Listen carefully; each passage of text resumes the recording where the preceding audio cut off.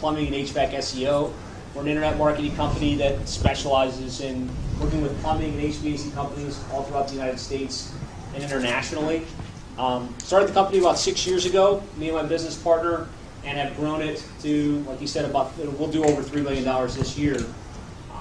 Initially, back in, I guess, 2000, I had started a web design and hosting company that was just building websites, hosting websites, ran that for about a year and a half, and didn't make any money.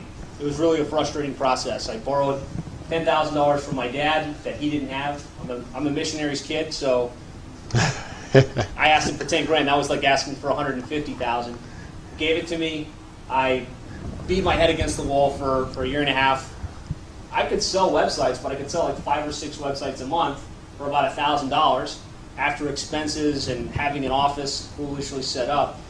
Never made any money and had to fold up shop, go into B2B sales for several years, and re-entered the entrepreneurial space in around 2010 after working with Reach Local, one of the large internet marketing pay-per-click companies. Sold for them, saw what they were doing, learned a lot, and decided it was time to go back on my own and build my own company. And that's where we're at today. So when you guys started out, I always like to take everybody back to like the early days. It's always easy to talk about, hey, where we're at now, but it's kind of the dark days I like to talk about, right? That, you know, we've all had them, right? The dark days where when you get started out, or maybe you're having those dark days right now. The most instructive thing you'll get from Josh today is how he got out of the dark period, not what he's doing right now necessarily in the good period. We'll loop back to that, but when was the real kind of momentum phase, and what were some of the things you can point to that were responsible for it? So when we started the business, we were a full-service internet marketing agency, kind of doing what we saw Reach Local do, where we would sell to the roofer, the chiropractor, the whatever local company we could talk to, and we were able to land clients, but it was always a frustrating process because, like you said, have your target market. We didn't have a target market. It was any local company that would hear from us. So when we did get a lead, for instance, like with a dental company, we would come into their office and we'd say, hey, we're going to get your website ranked and we're going to get you lots of leads and lots of calls. Then they'd say, well, show me a dental client that you work with. Well, give me some examples. And we didn't have any examples. And so after all that energy to get that lead, we didn't get the sale. So after landing a couple of plumbing companies and getting them good results, we decided, why don't we just position ourselves as the experts in this space? And got one good case study for a plumbing company, parlayed that into 3 or 4. All of a sudden, we were the experts in that industry, and from there, it was really off to the races. So what year did you guys niche down? I would say it was about halfway through the first year. Yeah. Not 100%. So what we did cautiously was we put our foot into the water, so to speak, and we set up roofer SEO and dental SEO and plumbing SEO and just kind of see what sticks. Saw what stuck. Yeah. And so we had, for the first 2 years, we had a mix of different types of companies, but it really took off once we solidified ourselves as plumbing and HVAC SEO. So now, looping back to some of the things I talked about here today, how much easier now did marketing become when it became marketing to plumbers versus marketing to all small business owners? It really changed the game, because you think about all the cool things you can do to market yourself, from webinars to direct mail to publishing a book and all the things Andrew teaches you to do. If you do that for a general space, local companies, what you're producing is of interest to nobody. It really is. You say, hey, I've got a webinar on how to get more leads online. You and every other company in the world. But you say you're putting on a webinar for a very specific industry like plumbing, and all of a sudden anybody that's a plumber is interested. And so all of those marketing tactics now become accessible, like putting on webinars, doing direct mail, going to trade shows and events. In the absence of having a very, very clearly defined vertical, you can't really tap into that stuff effectively. Yeah, yeah. So the book came along. Mm-hmm. This is the second version? That's my second, yeah. Tell everybody about the book, because they all know I'm big pushers of getting a book done, being published, being an author. When did you do the book? What is the book doing for your business now? So about a year into the business, we published not this book, but it was the Complete Guide to Internet Marketing for Plumbing Companies. And our idea was, so yes, we position ourselves as the experts in this space, but who's the real expert? The person speaking at the front of the stage and the person that has a book. And so once we published the book, we were able to go to the trade shows and go to the industry associations and say, hey, we're the authors of the Complete Guide to Internet Marketing. Would you like to have us come speak at one of your events? Would you like us to put on a webinar for your organization? We were able to direct mail the book out, and instant credibility was in our favor. And so it really had a huge impact on everything we were doing, and it wasn't nearly as hard as you might think. So this is second edition of the book, right? So this one's how to triple your sales. Let me say, how to triple your sales by getting your internet marketing right. Okay. Internet marketing right. And this has opened up a lot of speaking gigs for you too, right? Mm-hmm. So I know a lot of people do some speaking or want to do some speaking. Probably the greatest path to door opening is the book for speaking. Absolutely. And that's a big client getting thing for you now too, speaking, right? Uh-huh. Best clients come from speaking? Probably. Yeah? Yeah. So how are you getting speaking gigs now? Are you still using the book to do it? Or are you just so known in the industry right now that it's happening that way? Or is there a technique for it? Well, initially, what I did was I looked into all the associations that were in our niche, and you'd be surprised there are associations in just about every niche. So we looked at the Plumbing Association and the PHCC and other organizations like that, and we looked at what events they had. And in just about every niche, there are events happening on a weekly, monthly, annual basis all throughout the country. And they're always looking for good people that can get in the front of the stage and add value to the audience. And so what I would do is I would figure out who ran the event, send them a copy of the book, a recording of one of my digitally recorded webinars, say, hey, I'd love to come out and present this to your group. And it started with little local groups, and now I have opportunities to speak on the national stage at a lot of these association meetings, and the opportunity that comes from that is huge. Yeah, absolutely. So last couple of years, the big growth came. So we talk about the 333% growth rate in the last 3 years. What do you think? Is there anything specifically from a marketing standpoint that you guys are doing now that's been responsible for the big growth over the last couple of years? I would say having a diversified marketing mix. So instead of doing just one thing, doing a lot of things. That was something you taught me early. So don't just do direct mail, don't just do cold calling. We do email marketing, we do monthly webinars, we're at the trade shows and events. We run the Plumbing Marketing Podcast where we interview multi-million-dollar plumbing companies on what's working for them. We're at all of the events that are in the space. And we start to become omnipresent in that market. And if you do a decent job, then word of mouth starts to build. And just really having a diversified marketing strategy. Yeah, and I talked about that in the beginning today, if you remember. In the beginning was how to have a couple things working for you, because things aren't going to work all the time, right? You can probably point to, and I want you to, you roll your eyes. Josh is in my 7-figure mastermind group. You don't get to multiple 7 figures by not making a lot of mistakes, and expensive mistakes. Trust me on that. Trust us on that. You would agree. I want you to share some of the really big mishaps and how you overcame the mishaps over the last few years on your way to this level. So a couple mishaps. We get a lot of business through direct mail. Direct mail has been a good strategy for us over the years. There was a time, or for whatever reason, our direct mail just stopped working. I remember. I probably spent $10,000 or $15,000 in direct mail over a 3 or 4 month window. That didn't generate any leads and it didn't generate any sales. Still don't know exactly what the problem was. Went out, rewrote our sales piece, had a professional copywriter assist in the process, and that lead channel became extremely effective again. So the messaging was off, for whatever reasons. Yeah. Right.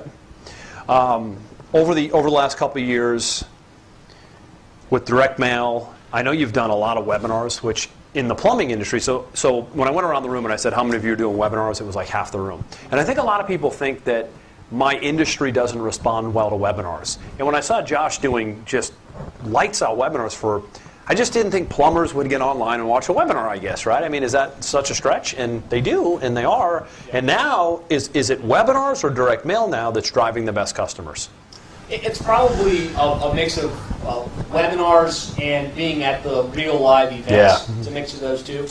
So the webinar strategy is you're buying traffic online, or are you just kind of hitting lists of previous plumbing prospects? Are you generating cold traffic to the webinar? We generate cold traffic through Facebook ads. Okay. Believe it or not, you can target plumbers. any niche. with Facebook ads, especially when you're part of the association. You can get all of the names, addresses, email addresses, targeting, upload that into Facebook. Facebook creates a custom list for you, and so even if you can't target them, you can get the list and target them. And we do Facebook ads, not straight to the webinar. You're talking about mishaps. I used to have my ads say, join me on a webinar, I'm going to show you how to triple your sales by getting your internet marketing right. And virtually no response to that. I changed it to a cheat sheet. So a simple one-page cheat sheet that they could download and get quick access to. And then on the landing page, instead of just giving them a download, is a video of me saying, hey, thanks for requesting the cheat sheet. Here's what it is. Here's how it works. Here's how you can apply it in your business. If you want to see how to really get your internet marketing right and take things to the next level, join me on a webinar. I'm conducting it tomorrow at 10 a.m. I'm going to really go deep on this and show you multiple case studies of plumbing and HVAC companies that are getting hundreds of calls via the internet every month. So changing the lead magnet on the front end from straight Facebook to webinar, take them Facebook to something simple like a cheat sheet, and then straight from there to the webinar has worked really well. By the way, that's $1 million advice right there. So right off the bat, if you got nothing from me today, you got this, and I'll tell you why. Because we are in what's called webinar fatigue. It's kind of a webinar fatigue era today. So the question is, how many webinar invitations do you guys get on a weekly basis? Everyone's going, oh, it's like email today, right? They work great still, but again, if you don't get the interest to get people to take action and do anything, this is huge. This is a two-step process. This is called slowing down the sales process. People want to jump right to webinar registration today. It can still be done. The copy has to be ultra compelling to pull it off. Kern does the best at this. Frank Kern, for those of you that follow Frank, is to this day still the webinar master. Frank, I know you follow Frank. I almost tongue-tied there for a minute. But Frank does a great job of, he's big, bold, controversy, dramatic with his stuff. He's pulling it off. But this is huge because this can allow you to put a less resistance piece in front of somebody. Because a lot of times you get the webinar invitation saying, you go, I definitely want to go to this thing, but I have like 6 scheduled this week already, and right? And it's like, I'm just going to pass on this one. But if it's just a little piece of information, Dice is good with this, the cheat sheets, the little free reports, and you use that real estate on the next page, which is what you're doing, to then, guards down, do the invite. It's kind of like my strategy earlier about on your website, just get an email address, but on the next page, is there something you can send to get more information? This two-step process. I think today, Josh, you kind of have to do a lot of the little things now that you didn't have to do years ago. You noticing that? Like you could pull off the webinar thing direct from Facebook ads probably even a year ago, but not today, you just noticed. Are you noticing that too, that things are different than they were even a year or two ago online? Yeah, I mean it's constantly changing. More and more of these strategies are being rolled out, so you have to shift and pivot as things change. The cool part about the opt-in is even if they don't attend the webinar, now they're on the sequence. That's it. Pushing them to a live strategy session, whether they attend the webinar or not. Yep, I love that. You have a big staff now. How many total employees now? We have 24 full-time employees in Doral. So the next question is, how's it going managing a staff of 24 W-2 employees, right? How do you manage the staff? How do you run the marketing? How do you build the business? I know you get that a lot. I know the answer, but well, I mean, it's a constant process, right? There's a process for recruiting, there's a process for training and developing and holding people accountable. Fortunately, I have a business partner that's helpful. Handles the internal operations, and I handle most of the business development side of the equation. But I don't know if there's a short answer to that question. How do you? I think it's key probably that you have another chef in the kitchen. I think that would be tough to do solo because you can kind of go be Josh is like the marketing guy really. And and the interesting thing, because Josh is in my 7-figure mastermind group, and he's now making the majority of the sales by himself still to this day, right? Yeah. And every time he's tried to put another guy in, he's gotten some results out of the guy, but it tends to loop back to, and this is an interesting lesson, by the way, is to get to 7 figures and multiple 7 figures, oftentimes you still have to be as much involved in the sales process, if not more, as you were on your way to 7 figures. And sometimes that's not good information I have to hear, because I think we think that when we get to a certain level, well, finally I can get out of the selling of the thing. And oftentimes you can't. And you haven't yet. Well, what's interesting is the last time I was on this panel, I think we had just broken, We did the 7-figure panel. We had just broken like a million two, and I had a sales guy, and he was taking all the sales, and he was actually closing business at a pretty high level, selling more than I did when I was selling, because I can't dedicate all of my time to strategy sessions and things like that. What happened though was he was selling more, but the retention rate of the clients he was selling was dropping off because he was setting improper expectations, and they were coming in thinking something was going to happen differently than we could deliver. And so there was a learning process there where we were losing clients, our reputation was taking a little bit of a hit, and I had to step back into the sales process. I am now in the process of building a new sales team, but the lesson learned is you can't just throw somebody on the phone, show them how to present, and then say, Go get them, Tiger. Close the business. You really have to train them. You have to make sure that they're setting proper expectations, and you have to be continually checking in on them, hearing what they're saying, making sure that it's on point, and continuously coaching and developing them. Do you guys do, with your staff, do you do any kind of morale boosting, team building, events, trainings? What do you do to keep a 26-person staff motivated and happy to be at work every day? We do weekly meetings Monday morning. Spend about an hour and a half. Everybody sharing what they're up to. Nice. Positives, negatives, things we need to work on. That's everybody together? The whole team. Wow. We do a daily huddle split into groups. So the marketing team meets, the operations teams meet, the account management team meets, and it's just to make sure everybody's on the same page. Here's what's going on. Here's my focus for the next 24 hours. That type of stuff. And we try and do quarterly team building exercise. So we'll go bowling as a group, we'll go watch a movie. Nice. We'll do something to either celebrate the victory of the quarter or commiserate that we didn't quite hit our goals and we've got things to work on. So Josh, believe it or not, if you're probably thinking he has no time to do anything but run his business. He has a little boy who's 2. Just got notice that he's having another little boy. Yep. So he's giving him around. He's got a little boy on the way. Big news, right? 2 little boys. And he is a ferocious studier of training, content, personal development, you name it. We joke in 7-Figure Mastermind, we're like, how do you get through so many of these courses and trainings? I mean, he's a student of the game. Another commonality I've noticed among high achievers is that they never stop being a student of the game. There's a saying, school is never out for the pro. And it's so true with you, school is never out for the pro. How do you find time to stay so up to speed all the time with what's working, what's not working, trainings, events? The main thing I do is I have about an hour drive from my house to the office, both ways. So I listen to audio trainings my entire drive, whether it's audible.com or nowadays I like to actually purchase the expensive programs and just dive into it and go through it beginning to end. And when I land at the office, I'll stop for about 5 minutes to recap kind of what I captured in my head, and then make notes of what I need to take action on throughout the day or throughout the week. Wow. And that's every day? Most of the time. Yeah? So you're not listening to like political news in the morning or ESPN, people complaining about their local home team not performing well. None of that stuff, really?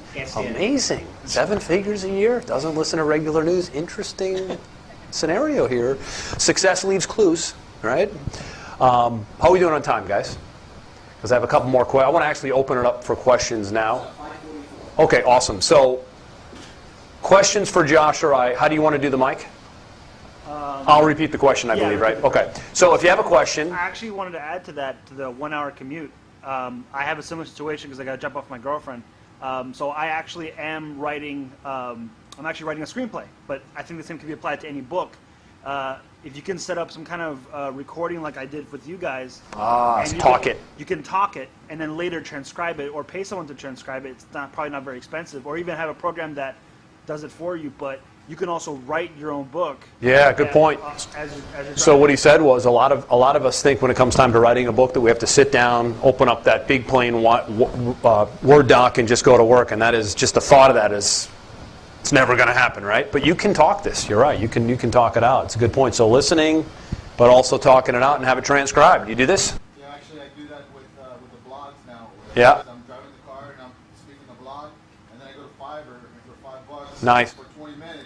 Because they'll do, I think it's $5 or $10 for 20 minutes. They'll do the whole thing, and then of course you review it. Yeah, edit it. Yeah, that's it. So what Socrates said was, we all can get our thoughts out there quicker by voice than we can by writing, I think, unless you're like a freak of nature for the most part.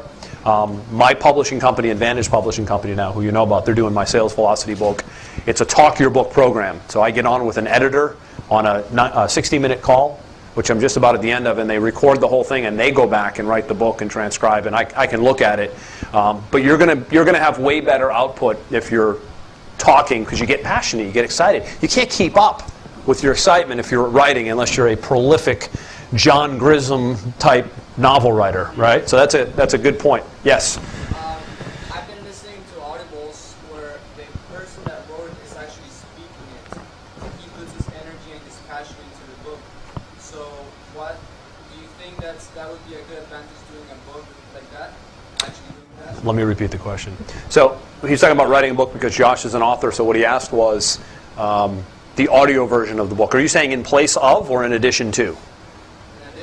In addition to. So his question is getting the book done in print, but then maybe taking it, getting into a studio, and creating the audio version of the book that can go on Amazon and go on Audible as well. What are your thoughts? I'll give you mine after. I think that'd be great.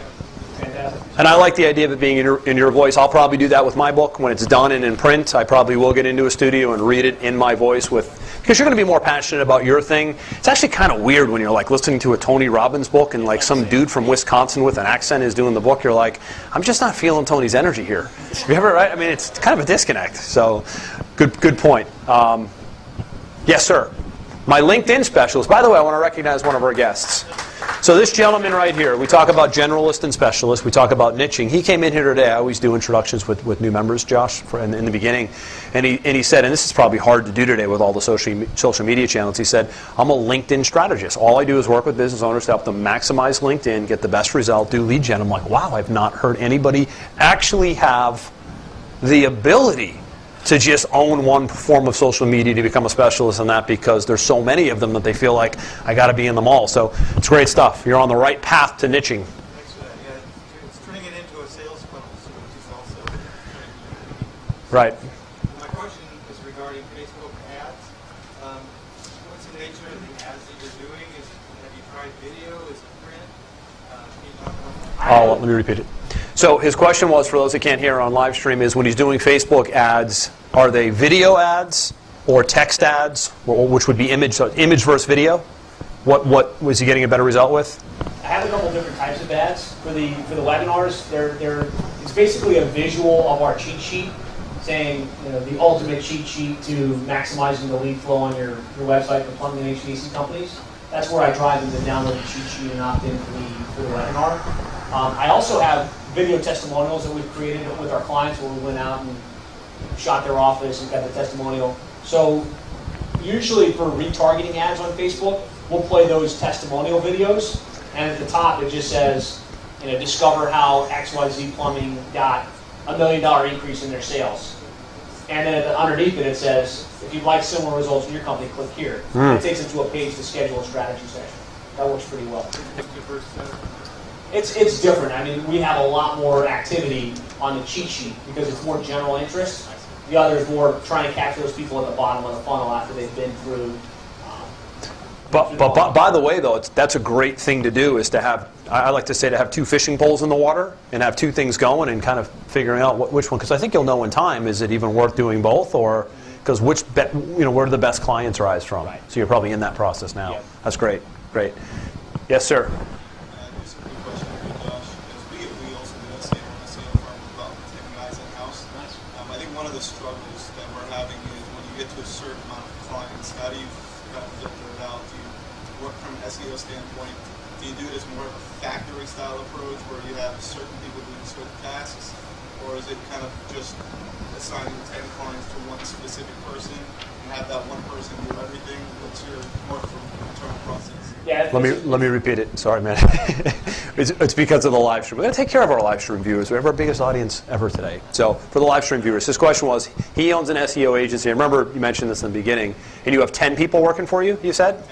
So his question's on scaling. I have 10 people working for me. How do I grow? How do I scale? How do I keep servicing the accounts? And that's really been something interesting to watch you do. How do you do it? And it's a great question. And the way we've done it is rather than trying to have one person handle 10 accounts and then actually do the work for that account, which is how we set it up initially, what we realized was either the customer relationship would suffer or the work getting done for the client would suffer, because it's hard to do both.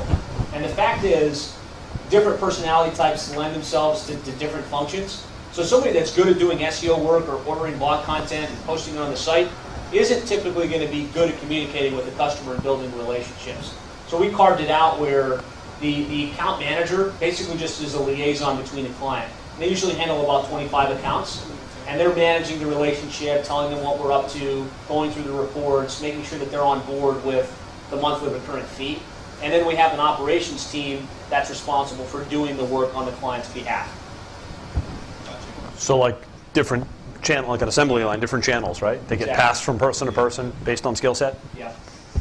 Good. Okay. What else? Questions? Yes, sir. Yeah, question for Josh. I guess at the time you started, were you the only SEO company focusing on plumbing? And like to follow up with that, is it tougher now if more SEO companies are jumping into that market? So the question was, when he got started, was he one of the only companies that got started in the SEO space, and now is it somewhat saturated now that it's been around a little while? When we started, I think there might have been one or two other companies that were doing internet marketing for plumbing companies.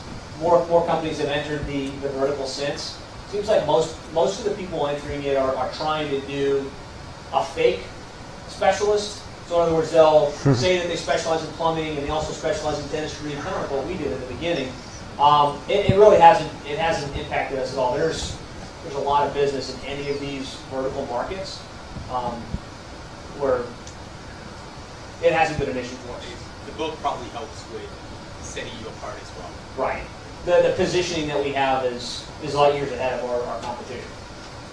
I don't even think at this point there's a close second in your space as far as just overall internet agency for the plumber. Right? Is there anyone like creeping up on you at all at this point? I mean, is the gap so wide that There might be like one or two other companies Yeah. that are close, but I don't think not that close. all right, awesome. Dominant leader, Crystal.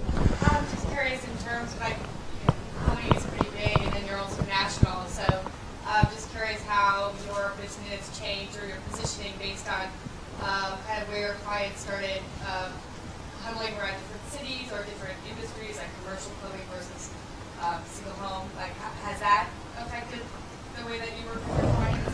So question is what region? Like regional? Was it? Like, just that, I guess the subsets of plumbing. A different level? Yeah, how you manage that. So her question was, how do you manage so many different types of plumbing, so many different income levels? I don't know if there is a, Right, and there's a huge gap. It's a good question. So her question is, how do you manage all the different tiers of plumbing? I think if I understand the question, we the majority of our clients are residential service plumbing companies, not commercial and industrial. The internet marketing just lends itself better to general service and repair. We have clients all throughout the United States and internationally. We did position ourselves as only working with one company in each major market. So we'd only work with one in Miami and one in Fort Lauderdale and one in West Palm Beach.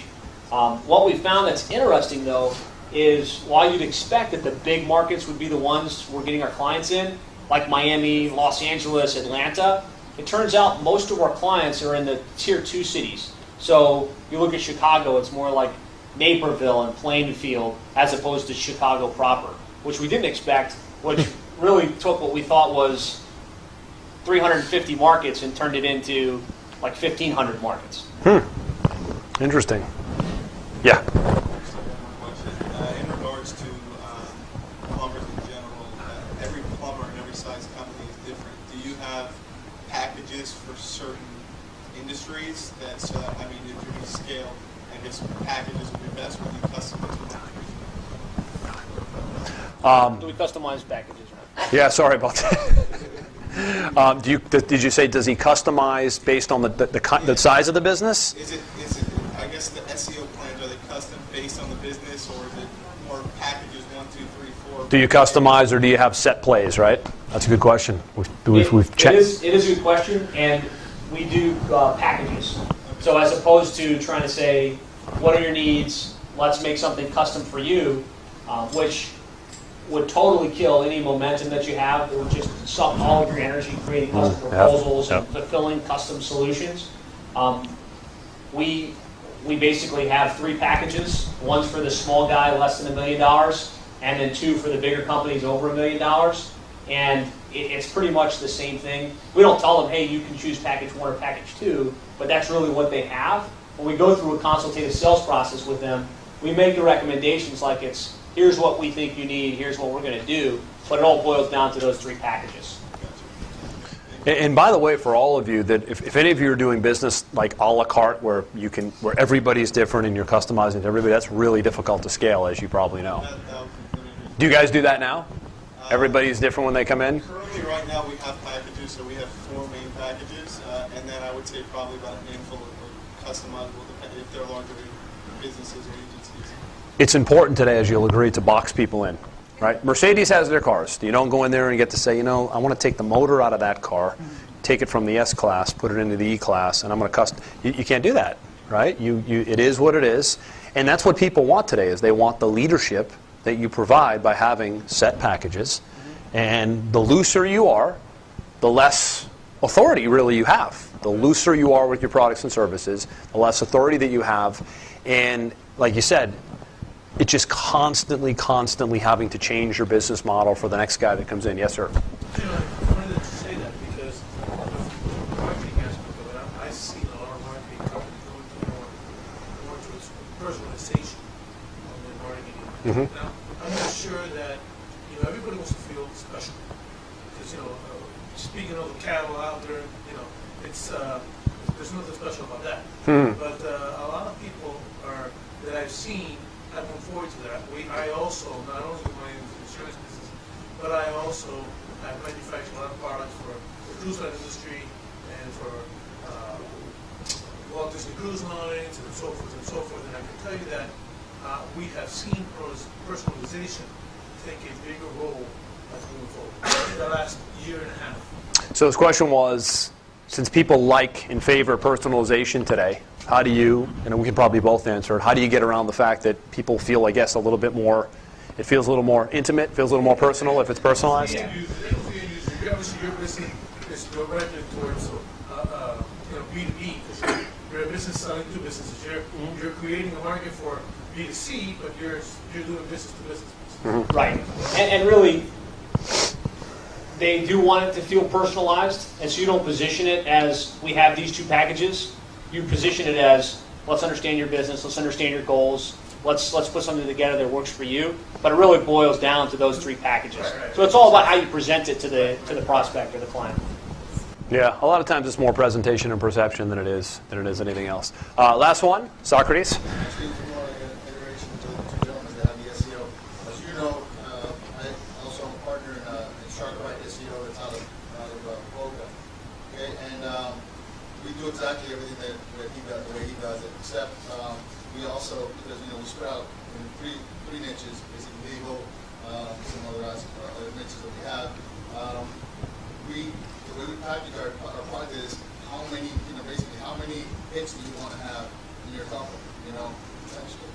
And we don't tell them that there's a package 1, 2, and 3. We just know that internally. Also, we have a brainstorm team or a center of knowledge, center of excellence, which is basically 3 guys, myself and 2 other guys that deal with only specifically that, right? And we also have the front-facing people to the customer. So they feel like they're dealing directly with the owners of the company, right? When really everything is by SOP. Everything that I've known, that I know about SEO is actually an SOP in my company that is accessible by these other, not less qualified, but guys that can basically just go to my library of SOPs and say, okay, I want a standard operating procedure. So if you have a customer that really wants to hit Snapchat or Instagram or something like that, I have an SOP for that. So basically, just work on that specifically. So it's easy. So you're selling by the result, right? You're selling, hey, if you want 10,000 clicks a month, it's this. If it's 5,000 clicks a month, it's this. Interesting. Plus, I'm dealing with a lot more B2B. Right. It's much easier because in B2B, they just want results, right? So a lot of times I don't even have to do an RFP. It's a group of concept, they just like, they see the result and they write the check immediately. So where if you're doing B2C, they want to learn. Do you guys do that, Josh? Where his question was, is it here are my packages, or is it selling first page of Google? How do you sell results? I think is kind of where he's going. How do you sell the end result? So we don't necessarily sell hits. I mean, what our clients are after is more calls, more leads, and Yep. better revenues in their company. And we usually sell it by case studies and examples. So we'll say, hey, we work with this guy, this guy, and this guy in this market, and this is what we did for them, and this is the result they got. So it's going to be different on a case-by-case basis, Yep. but if we did it for them and them, you can expect something similar to that in your company. Yeah. And by the way, looping back to some of the lead generation things that work well today, we talked about case studies, discoveries. Your cheat sheet idea is exactly what I was talking about earlier. Little things that are intriguing to people. And most of the times, you've all had some sort of great success with a client at least. Probably for some of you, multiple clients. It'd be great to package up that success story and make that the lead in to your company, or the thing you used to sell with, really. So, next month when I get into the Sales Mastery 2-part series, a lot of it is based on testimonial selling. Letting other people kind of sell for you based on their story, as you guys do an amazing job with. So, Josh, it's been a lot of years since you've been in my mastermind groups. It's been great to watch the journey. He has a partner, Dean. Dean's kind of behind the scenes. We call him like the mad scientist, I guess, right? He's behind the scenes, your partner. But congrats on your success. I really appreciate coming out here today. Congrats. Yeah, you're welcome. Appreciate it. Josh Nelson, everyone. Thank you. Well, I hope you got value from this session. If you'd like more ideas, strategies, and techniques on how to more effectively grow and scale your digital marketing agency, I'd like to invite you to go to sevenfigureagency.com.